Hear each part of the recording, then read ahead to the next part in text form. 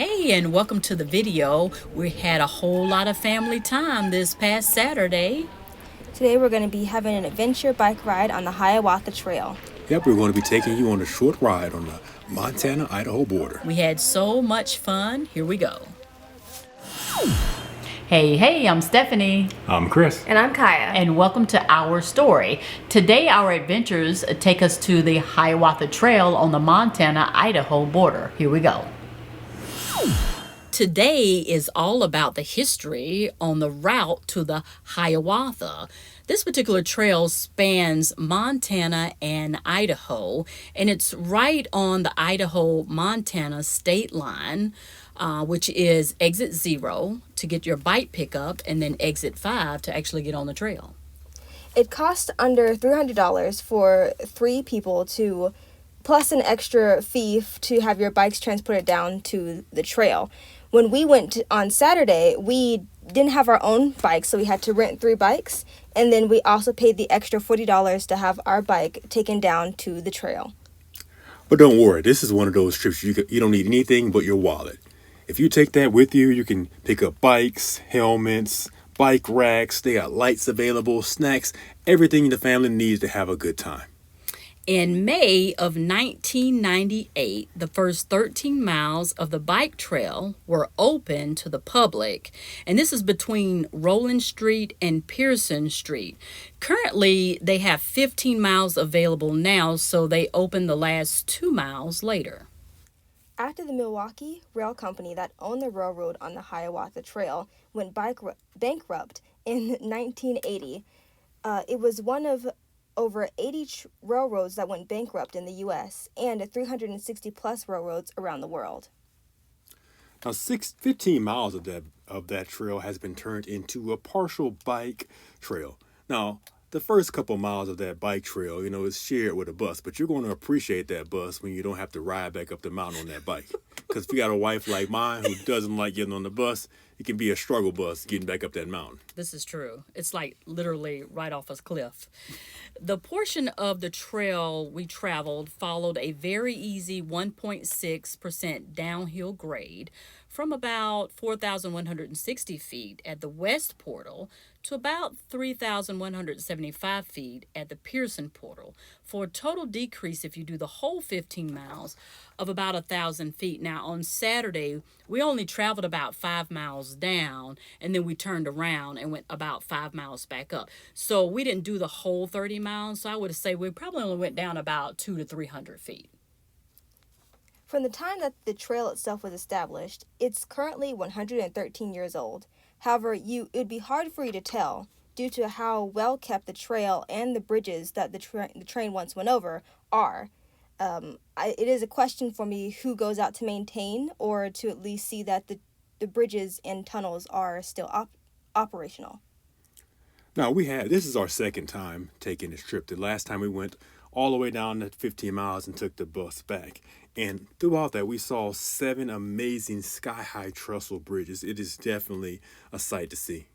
So, like Krishan said, if you prefer, so you can bike 15 miles down, have a picnic, and then turn around and bike 15 miles back if you prefer.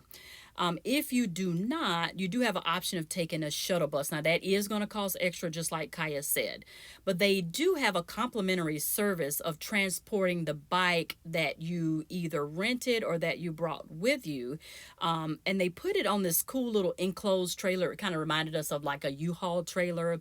And Kaya and I thought you could get about 50 to 75 bikes back there. The Milwaukee train operated as a first-class railroad in the Midwest and North Midwest of the United States, and it operated from 1847 to 1986. After that time, that's when the railroad went bankrupt in 1977. Now, when I reference a first-class train, that means it generated more funds than most trains in the U.S. As you can see on the video here, there are some amazing tunnels out there over that 15 miles. There are about 10 tunnels. We went out there, and in town, it was about 103 degrees. But when we got in the tunnels and up in the mountains, temperature dropped in the tunnels at least 20 degrees, and up in the mountains, an additional 10. So it's a great day. It's a great time to go out there in the summertime when you're trying to escape that heat. Absolutely. So we just want to be clear, you can reach the main parking area at the east portal off of exit 5 from 190. So that's what we did on Saturday. We went to exit 0 and we picked our bikes up. And then they transported them to the trail for us for the extra fee. And then we went to exit 5, which is where we actually parked our car and then got out to get in line to actually get our bikes. So you have to get there early. So the website said 8:30. So we showed up at 8:30, but they actually opened at 8 and it was a line. So if you do decide to go, make sure you get there early. And we noticed there's very few places to park. I think they can get about 350 cars up there is what we saw. So if you come like around 11, it might be hard to find a parking spot. The Hiawatha Trail is famous for its longest tunnel, which was the first tunnel that we didn't get on camera, called the St. Paul Pass or the Taft Tunnel. It was drilled into the mountainside about 1.66 miles deep. At the time, fun fact, hundreds of workers actually passed away during the drillings into tunnels due to hazards with explosions. All right, if you see as you can see in the video, these are some amazing views out here. This is considered to be one of the most beautiful stretches of track that have been turned into trails. As a photographer myself, I enjoyed it immensely. Wonderful. And Kaya did mention about how far down they actually had to go to dig the tunnels. And it's so crazy because it was like we were out there and it was getting hot and you could literally feel the coldness from the tunnel. What would you say, at least 100 feet back? And I was like, oh my gosh, is that coming from the tunnel? That's crazy. But I think that's why the tunnels are so cold, is because they had to be burrowed so deep in the mountains. Would you say that's probably true? Absolutely. Okay. So the Hiawatha, which I do have trouble pronouncing because I keep wanting not to say the Hiawatha, but the Hiawatha, but it's Hiawatha Trail. It is considered one of the nation's top 10 national bike trails of all time.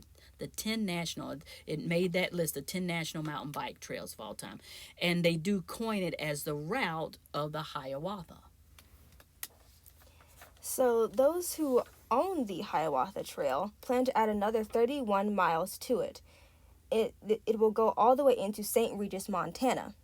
This is a great idea, I believe, because there are so many other trails across the United States that are also planning to expand their routes.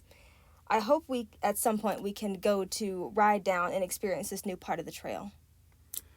So a fun fact about this trail is you start out in one time zone and end up in another. The first time we went on this bike ride, I didn't realize that we were switching time zones. So we started out in one time zone, and I thought we were going to miss the bus, so I'm rushing everyone along. And my wife's looking back like, why are you rushing us along? Like, because we're going to miss the bus. She's like, no, your watch hasn't reset because there's no cell signal here. So this is a great place to go if you want to unplug and then just enjoy nature. So it was really hard to enjoy that particular time because Krishan was rushing us. So it was really nice to get back on Saturday to be able to just really relax and kind of enjoy the trail. So Kaya and I thought this would be a fun question to ask you guys. We didn't know the answer, but of course we looked up the answer. We want to see how smart you guys are, and leave your answers in the comments below. Which city was the first to transform their railroad track system into a trail system? Yeah, Kai and I were wondering, we were like, I wonder who actually did it first. So as you look this up, I think you'll be quite pleasantly surprised, because I was thinking, it must have been a big city like New York. So leave your comments below and what you think, which city was the first city to transform their railroad track system into a trail system. So I think this would be a good opportunity for us to kind of talk about what we enjoyed the most from this trip. Kai, you want to start? I think what I enjoyed most was being in nature. I feel like you can be outside all you want. We do have a trail in our backyard, Right. But it's different when you're riding through the tunnels and the dirt's kicking back up on your legs, and then you look around and you can see this entire mountain range. I feel like it really made you feel like you were in a mountain range instead of being on a paved trail. Yeah, I think that's cool. That's a I agree. good feedback. Yeah. What did you enjoy? So I Krishan, about it the enjoyed most? the scenic views. You know, it's always funny to me, the dynamic between me and my wife when we go on trips like this, because we always have to figure out, is this a nice leisure trip where we're enjoying the trail and the bike ride, or are we taking pictures? There's a scene in this video where you'll see me look back at my wife and she's taking pictures. And I had tucked my camera away because I'm like, oh, we're just going to enjoy the trail. But then I saw her taking pictures, like, oh, she's getting some good pictures. So I had to pull my camera back out and get some really nice pictures. You know, life's all about competition. You know. Oh yeah, you've mentioned that on several videos. I think what I enjoyed, of course, I always enjoy family time. That's like number one in my book. But I think the Hiawatha Trail is unique, which is why it's made every top list nationwide. And I think it's because it's so scenic. And literally, if you guys can look in the video now, Kaya's biking. She did all our videoing for us. She's amazing. She wore that GoPro proudly on her chest. She did such a good job. Is there are no rails. If you guys notice, there's no rail to catch you. So if you go to the right a little too far, you're going to fall right off the mountain. So literally, I tell people, I'm like, it's like biking on the side of a mountain, and people really don't know what to think when I say that. But I think that's what I really enjoy about it the most, is that it is so super scenic, and it is probably about the most natural trail you'll ever be on. Really, because all of the dirt and the gravel and the trees and, it's so super cool. Were you going to say something, Krishan? Yeah, and I was going to say, if you're a photographer, this is a must-see spot. Definitely. You know, because I was riding through the first tunnel, which is about, over a mile long? Yeah. And I saw the reflections on the wall, and I thought to myself, I have to get a picture of this. Oh, This yeah. is not something that you see every day. Sure. And as an amateur photographer myself, I always look at life through the lens of my camera. I'm like, okay, I wonder how this will look in post-production. Oh, yeah. And when I was riding through these scenic trails, I knew for a fact that these were going to be some shots that I definitely wanted to capture, because that's the joy about being a photographer, is you get to go back and look at your work and relive that time that you had with your family, to get those same emotions that you had, Oh, yeah, absolutely. Now, we're going through this tunnel here. It's so cool with all of and I think you got a couple of shots too, with all of the cool rocks that are just kind of jutting out. And I was mentioning to Kaya, I was like, I wonder how they actually, like regular bridges, like just on regular highways, how they're able to come in and do the maintenance and they spray and with the rust and stuff like that. But I was kind of wondering, if it's 2 miles underneath a mountain, how do they repair that, right, Krishan? And you were saying, is there a way they can actually go in and repair those old tunnels? I think that's the mystery of it.